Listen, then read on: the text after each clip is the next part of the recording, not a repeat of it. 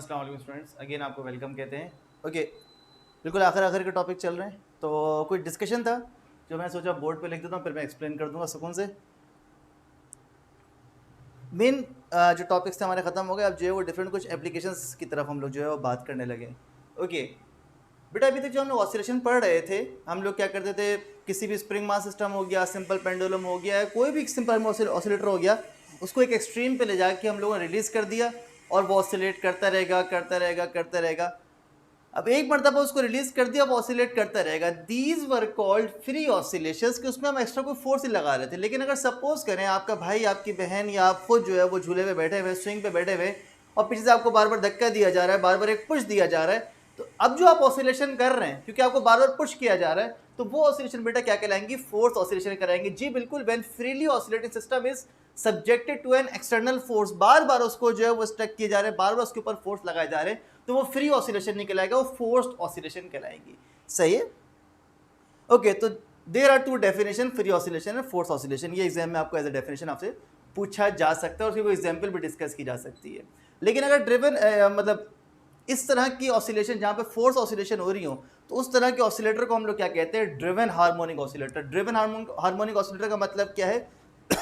Sorry, कि वो खुद से नहीं चल रहा, उसको ड्राइव किया जा रहा है, उसको बार बार पुश किया जा रहा है ताकि वो बार बार चलता रहता है। डेफिनेशन देखिए क्या लिखी हुई है, a physical system undergoing forced vibration is known as driven harmonic oscillation. तो क्या होना जरूरी है? Forced oscillation, forced oscillation, sorry, हाँ, फोर्स्ड ऑसिलेशन जरूरी है। अगर फ्री ऑसिलेशन है तो फ्री हार्मोनिक ऑसिलेटर है। लेकिन अगर आप उसको बार बार जो है धक्का देके, फॉर एग्जांपल मैंने से मिसाल दी, आप जो है वो भाई आपका या दोस्त या कोई भी, आप जो है वो झूले पे बैठे हुए और आप बार बार जो है वो उसको धक्का दिए जा रहे हैं, बार बार आगे पुश किए जा रहे हैं, वो जाते हैं देन वापसी आते हैं, फिर आप पुश करते हैं, वो जाते हैं फिर वापसी आते हैं, फिर आप पुश करते हैं, तो ये आपके पास जो ऑसिलेशन है वो क्या कहलाएगा? वो जो ऑसिलेटिंग पार्टिकल है वो क्या कहलाएगा? Driven harmonic oscillator. उस पर फोर्स लगाई जा रही है, उसको ड्राइव किया जा रहा है, सिस्टम को बार बार ड्राइव किया जा रहा है। खैर, इसकी बड़ी अच्छी एग्जाम्पल जो है वो हमारे पास, एक तो ज़ाहिर बात है वो झूले वाली एग्जाम्पल आई थी। उसके अलावा अगर आप गौर करें, आप जिस कार में ट्रैवल कर रहे हैं, मोटरसाइकिल पर ट्रैवल कर रहे हैं या बस में ट्रैवल कर रहे हैं, उसमें वाइब्रेशन हो रही होती है। तो वो जो वाइब्रेशन हो रही होती है वो स्पेसिफिकली इंजन की मूवमेंट की वजह से, इंजन के अंदर जो पिस्टन मूव कर रहा होता है उसकी वजह से वाइब्रेशन कॉज कर रही होती है जो एक कार है या बस है। अगर सपोज करें कि वो एक लम्हे के लिए रुक जाए तो वाइब्रेशन खत्म हो, तो वाइब्रेशन का कॉज कौन है पीछे? वो इंजन की वाइब्रेशन है, वो इंजन की मूवमेंट है, वो इंजन की साइकिल जो चल रही है बार बार, उसकी वजह से जो वाइब्रेशन आपके स्ट्रक्चर के अंदर, उसके बस के स्ट्रक्चर में हो रही है, तो उसको हम लोग क्या कह सकते हैं कि वो एक ड्रिवन हार्मोनिक ऑसिलेटर के तौर पर जो है वो समझा जा सकता है।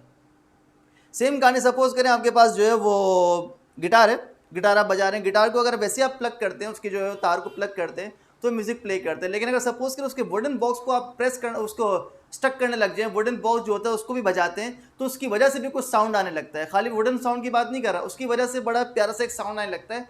वो होता क्या है कि जब आप गिटार के, लेट से गिटार है ये, मैं बनाने की कोशिश करता हूँ, वाह,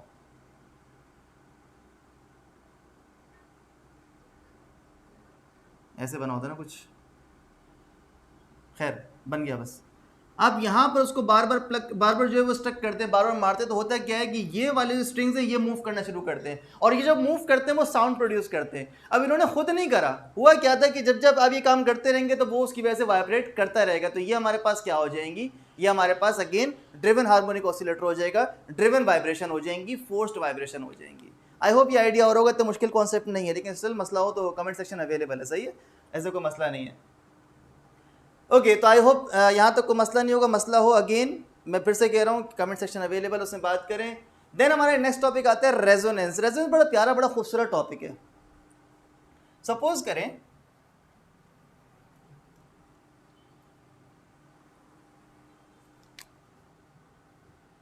मेरे पास दो पेंडुलम यहाँ पर है,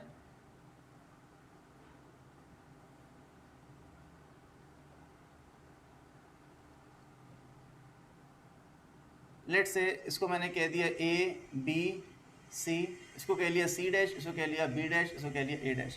ए और ए डैश की लेंथ बराबर है, बी और बी डैश की लेंथ बराबर है, सी और सी डैश की लेंथ बराबर है, और ये दोनों जो है ये पूरा सिस्टम है, ये दो स्ट्रिंग से, एक S1 और एक S2 से स्ट्रिंग से सपोर्ट से हैंग हुआ हुआ है। यानी कहने का मतलब है ये पूरा का पूरा सिस्टम हिल सकता है, मूव कर सकता है, यहाँ पे टंगा हुआ है ये। ओके मैंने क्या करा, लेट से मैंने जो है वो ए को जो है वो मूव करा, ए को रिलीज करा, एक मरतबा मैंने उसको डिस्प्लेस करके जब रिलीज करा, अभी ऑसिलेट करना शुरू करेगा। कि जब ऑसिलेट करेगा तो जाहिर सी बात है इसकी मूवमेंट की वजह से ये पूरा पार्ट डिस्टर्ब होगा, ये वाला पूरा पार्ट डिस्टर्ब होना शुरू होगा और पूरा स्ट्रक्चर जो है वो इस तरह चलना शुरू होगा, हल्का फुल्का, बहुत ज़्यादा नहीं, हल्का फुल्का। फिर से मैंने ए को पुल करके रिलीज करा, ए ऑसिलेशन स्टार्ट कर रहा है। ए ने ऑसिलेशन स्टार्ट ही की थी कि बाकी सारे जो है बाकी सारे मूव करने लगे। क्यों मूव करने लगे? क्योंकि ए की ऑसिलेशन का इफेक्ट इस स्ट्रिंग के अंदर जाएगा और क्योंकि यहाँ से ये हैंग हुआ है तो ये पूरा पार्ट जो है वो हिलना शुरू होगा। हम लोग नोट करेंगे ये सारे पेंडुलम भी मूव करना शुरू कर देंगे, ये सारे पेंडुलम भी ऑसिलेशन स्टार्ट कर देंगे, सही है भाई। लेकिन एक इंटरेस्टिंग बात कि बेटा ये वाला जो पेंडुलम होगा इसका जो एम्पलीट्यूड, ऑसिलेशन का जो एम्पलीट्यूड होगा वो सबसे ज़्यादा होगा, वो सबसे ज़्यादा होगा। क्यों? And that is resonance. ऐसा क्यों हो रहा है? ओके बेटा, हो क्या रहा है कि जैसे ही इसने ऑसिलेट करना स्टार्ट किया, इस ऑसिलेशन की वजह से पूरा सिस्टम हिलने लगा, पूरा सिस्टम ऑसिलेट करने लगेगा। तो पूरा सिस्टम ये कह सकता है कि मुझे ऑसिलेट करवाने वाला कौन है? ये है, मुझे ये फोर्स कर रहा है कि मैं क्या करूं, ऑसिलेट करूं। जब जब ये ऑसिलेट करेगा उसकी वजह से पूरा ऑसिलेट करेगा। अब हो गया क्या, हम लोग को पता है क्योंकि इन दोनों की लेंथ सेम है, according to time period formula 2π√L/g। अगर लेंथ सेम है तो टाइम पीरियड कैसा होगा? सेम होगा। फिर से अगर मैं फ्रीक्वेंसी की टर्म में इसको लिखूं बेटा, अगर लेंथ सेम है तो क्या सेम होगी? फ्रीक्वेंसी सेम होगी। तो बेटा क्योंकि इसकी ऑसिलेशन की फ्रीक्वेंसी और इसकी ऑसिलेशन की फ्रीक्वेंसी सेम होगी, मैच कर जाएगी, ये ज़्यादा एम्पलीट्यूड के साथ ऑसिलेट करना शुरू कर देगा, ज़्यादा एम्पलीट्यूड के साथ झूलना शुरू कर देगा। और इस फिनोमेना को हम लोग क्या कहते हैं? रेजोनेंस कहते हैं।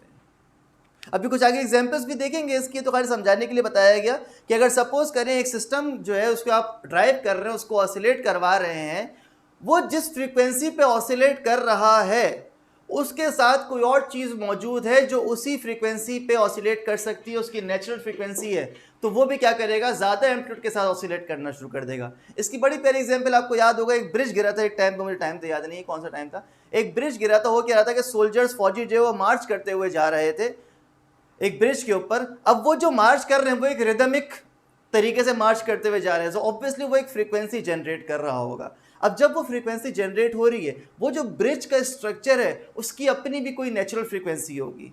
अगर वो सोल्जर का जो मार्च है, सोल्जर का मार्च अगर नेचुरल फ्रीक्वेंसी ऑफ ब्रिज से मैच कर गया, उसकी frequency natural frequency of bridge से मैच कर गई, अब ब्रिज जो है वो क्या करेगा? वाइब्रेट करना शुरू कर देगा और इस तरह से वाइब्रेट करेगा कि उसका एम्पलीट्यूड बहुत ज़्यादा होगा। और यही वजह है कि आपको याद होगा वो ब्रिज गिरा था, वो गिरने की वजह ये थी कि सोल्जर जो मार्च कर रहे थे उस मार्च की फ्रीक्वेंसी, वो जो रिदमिक जो है वो पैटर्न था, उसकी फ्रीक्वेंसी ब्रिज की अपनी नेचुरल फ्रीक्वेंसी के साथ क्या कर गई? मैच कर गई। और मैच करने की वजह से ब्रिज ने ज़्यादा तेज़ वाइब्रेट करना शुरू कर दिया, ज़्यादा एम्पलीट्यूड के साथ वाइब्रेट करना शुरू कर दिया और हुआ यही कि वो ब्रिज कोलैप्स हो गया।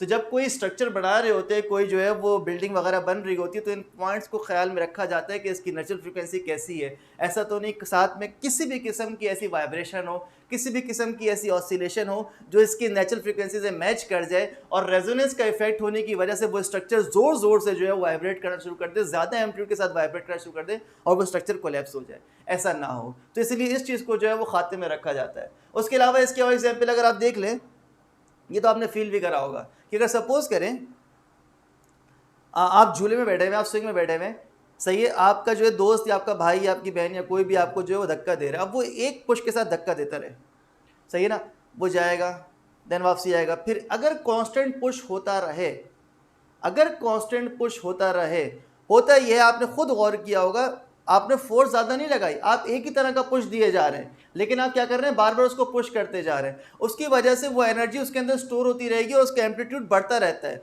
टाइम के साथ साथ वो तेज़ी के साथ वापसी आने लगता है। वो तेज़ी के साथ वापसी क्यों आ रहा होता है? वो रेजोनेंस का इफेक्ट हो रहा होता है कि आप जो पुश दे रहे हैं, अगर वो उस पेंडुलम की, उस स्विंग की नेचुरल फ्रीक्वेंसी से मैच कर रहा है, वो ज़्यादा एम्पलीट्यूड के साथ वाइब्रेट करना शुरू करेगा और ज़्यादा एम्पलीट्यूड वाइब्रेट, फिर आप क्या होता है, फिर आहिस्ता आहिस्ता वो स्लो करता जाता है उसको, जो भी पुश दे रहा होता है पीछे से वो पुश स्लो करता जाता है। ये आपने नोट करा होगा कि शुरू में पुश जो है वो कांस्टेंट दे रहा होता है, आहिस्ता आहिस्ता वो फिर वो पुश कम करता जाता है क्योंकि उसको एहसास होने लगता है या इसकी वाइब्रेशन का एम्पलीट्यूड बढ़ता जा रहा है।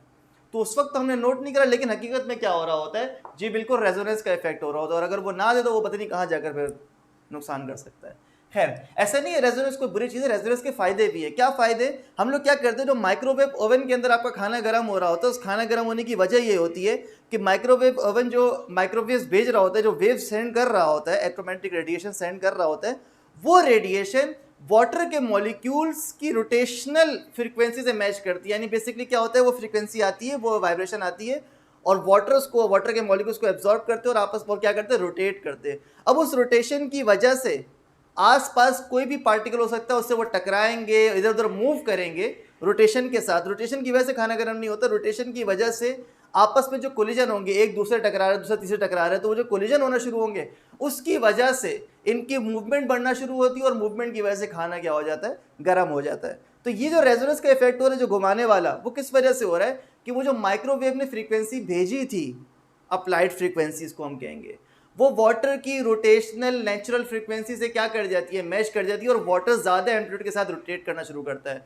जब ज़्यादा एम्पलीट्यूड रोटेट करेगा तो कोलिजन के चांसेस बढ़ जाएंगे, तो कोलिजन वगैरह की वजह से और मूवमेंट वगैरह की वजह से, ट्रांसलेशन मूवमेंट की वजह से खाना क्या होता है, गर्म होता है। एक और बड़ी प्यारी एग्जाम्पल, सपोज करें आप FM 107 सुनना चाह रहे हैं, तो FM 107 के लिए आप क्या करते हैं, आप उसको ट्यून करते हैं और 107 वाले पॉइंट पे लेकर आते हैं। तो होता क्या है, आपका जो इन्वायरमेंट है उसमें सारी फ्रीक्वेंसीज हैं, FM 107 भी है, 105 भी है, 106.2 भी है, 100 भी है, 101 भी है, 93 FM, 89 FM भी है, जो दिल चाहे आप सुन सकते हैं, लेकिन वो सारा मिक्स है। हम जो अपने रेडियो को ट्यून कर रहे होते हैं, रेडियो को ट्यून करते हैं कि तुमने अपनी नेचुरल फ्रीक्वेंसी बनानी है 107 लेट से। जैसे वो नेचुरल फ्रीक्वेंसी 107 बनाएगा, अब वो जो एनवायरनमेंट 107 आ रहा होगा, वो उससे मैच होने के बाद स्पीकर को क्या कर देगा, स्पीकर में आवाज़ का एम्पलीट्यूड एकदम बढ़ जाएगा, यानी हम लोगों को साउंड आने लगेगा, उसका चैनल का साउंड आने लगेगा। सही है। तो ये रेजोनेंस की वजह से हो रहा है कि हम लोग रेडियो को जो ट्यून कर रहे होते हैं, सारी फ्रीक्वेंसी अवेलेबल होती हैं, जिस फ्रीक्वेंसी पे रेडियो को ट्यून किया जाएगा, यानी रेडियो की जो नेचुरल फ्रीक्वेंसी बनाई जाएगी जिस वक्त, अगर वो इन्वायरमेंट में मौजूद है, तो वो दोनों आपस में मैच कर जाएंगे और हम लोगों को चैनल का साउंड सुनाई देने लगता है। तो बेटा ये रेजोनेंस का फिनोमेना था, आई होप ये क्लियर होगा। ये रेजोनेंस पहले भी आपने पढ़ा हुआ होगा, इसमें कैसे मुश्किल बातें नहीं होंगी। और जो रेजोनेंस असल जो डिटेल्स आती है रेजोनेंस में जो डिटेल आती हैं, वो हायर लेवल पे जाके आती हैं, वो यहाँ पर इतनी नहीं है। तो ये रेजोनेंस पे बात हो गई। और आखिरी हम लोग बात कर लेते हैं डैम्प्ड ऑसिलेशन के ऊपर। डैम्प्ड ऑसिलेशन एक इंटरेस्टिंग टॉपिक है, लेकिन अगेन अफसोस के साथ कि वो बहुत थोड़ा सा है। इसकी मैथमेटिक्स बहुत प्यारी, बड़ी खूबसूरत मैथमेटिक्स है इसकी। खैर, डैम्प्ड ऑसिलेशन का मतलब क्या, अभी तक हम जितने भी ऑसिलेटरी सिस्टम पढ़ रहे थे उन सब के अंदर डैम्पिंग नहीं होती। डैम्पिंग नहीं होने का मतलब क्या, अगर हम कहते थे एक पेंडुलम ऑसिलेट कर रहा है तो वो ऑसिलेट करता रहेगा, अगर एक स्प्रिंग मास सिस्टम ऑसिलेट कर रहा है तो वो ऑसिलेट करता रहेगा। फ्रिक्शनलेस सिस्टम हम कंसिडर करते थे, लेकिन हकीकत में ऐसा नहीं होता, सिस्टम फ्रिक्शनलेस नहीं होते। हम लोगों ने देखा अगर पेंडुलम ऑसिलेट कर रहा हो तो एक वक्त आता है उसकी ऑसिलेशन का एम्पलीट्यूड कम होते होते होते होते एक वक्त आता है कितना हो जाता है, जीरो हो जाता है। तो बेसिकली क्या हो रहा होता है, वो कहलाती है डैम्प्ड ऑसिलेशन, डैम्पिंग हो रही होती है। डैम्पिंग का मतलब क्या होता है, ऑसिलेशन के एम्पलीट्यूड का कम होना। तो कुछ इस तरह से ग्राफ बनता है उसका बेटा। ये लेट्स से एम्पलीट्यूड है, यानी कि डिस्प्लेसमेंट है वाई पे, और ये टाइम है, तो टाइम के साथ साथ इस तरह से ये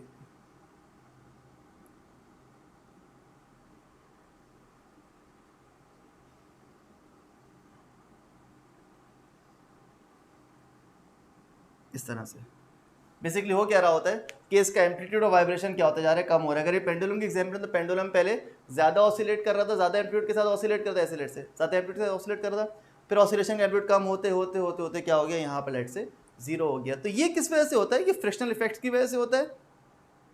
अगर एयर फ्रिक्शन है ऑब्वियसली होती है, तो पेंडुलम का एम्पलीट्यूड क्या होता जाता है, कम होता जाता है। सेम कहानी स्प्रिंग मास सिस्टम जो हम लोग पढ़ रहे थे, अगर स्प्रिंग मास सिस्टम में फ्रिक्शनलेस सरफेस होगी, जो कि होती है, तो एक वक्त आता है कि वो आहिस्ता आहिस्ता आहिस्ता आहिस्ता एक वक्त आता है रुक जाता है। इसकी डैम्पिंग का मतलब क्या, डैम्पिंग का मतलब है फ्रिक्शन की वजह से एनर्जी का ज़ाया होना। When energy is dissipated from oscillating system, तो एनर्जी का जो ज़ाया होना है दैट इज डैम्पिंग। लेकिन ऐसा नहीं कि डैम्पिंग, अगेन हम हर नुकसान में फ़ायदा ढूंढते हैं फिजिक्स वाले माशाल्लाह, और इंजीनियर्स भी, कि वो जो डैम्पिंग हो रही है उसको हमने अपने लिए काबिल इस्तेमाल बनाया। कैसे काबिल इस्तेमाल बनाया, हम लोगों ने इस तरह से किया। सपोज करो बेटा मेरे पास स्प्रिंग मास सिस्टम है, इसको, और ये कंटेनर है, सही है ना, कोई ग्लास है, कोई कंटेनर है। स्प्रिंग मास सिस्टम, अभी ग्लास अगर खाली है, मैंने मास को नीचे पुल करा, रिलीज करा, देन ये ऑसिलेट करना शुरू करेगा। लेकिन अगर सपोज करो मैं इसको किसी चीज़ से भर दूं, किसी लिक्विड से भर दूं मैं इसको, तो होगा क्या कि वो जो मास मैंने पुल करके रिलीज करा वो ऊपर जाने की कोशिश करेगा, लेकिन अंदर जो लिक्विड भरा हुआ है उसकी विस्कोसिटी, उसकी जो फ्रिक्शन है, उसकी वजह से इसकी मूवमेंट कम होती जाएगी, इसका एम्पलीट्यूड कम होता जाएगा, ज़्यादा ऊपर नहीं जा पाएगा, ज़्यादा नीचे नहीं जा पाएगा, और बड़ी जल्दी क्या होगा, ये रुक जाएगा।